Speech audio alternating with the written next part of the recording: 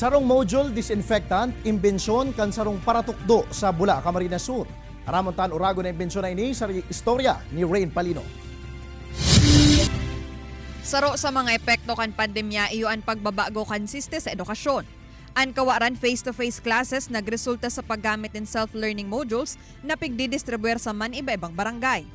Antes ang pagpanaw asin pagresibi, pigsasanitize asin pigbabalad ang mga nasambit na modules para maasigura na salbado ini sa humakan virus.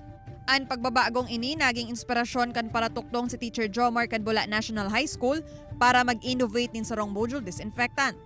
Susog sa pangaran kan maestro, ang Project Jomar, sarong jeepney-type health protecting machine applying robotics na kayang mag-disinfect ng 19,200 na pedaso nin module sa 8 oras gamit ang disinfectant chemical asin UV light.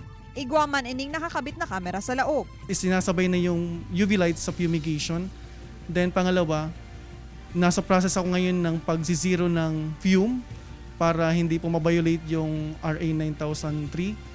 So, yun ang nasa process ko ngayon. Tapos, nakagawa din po kami ng 2 pang disinfecting device, bigger than this device. Enot niya ining ginibo kan nakalihis na taon gamit ang recycled materials asin kawayan na pangenot na produkto kan sa inabanwaan. Makalihis ang sarong taon, ini sa iyang pigpagayon kabali ang paggamit in solar power asin kapasidad na mag-disinfect in classroom.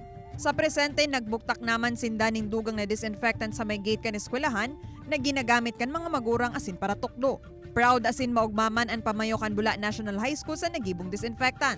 So this device would prevent us to be contaminated with the virus. So we want to have a safe, learning environment.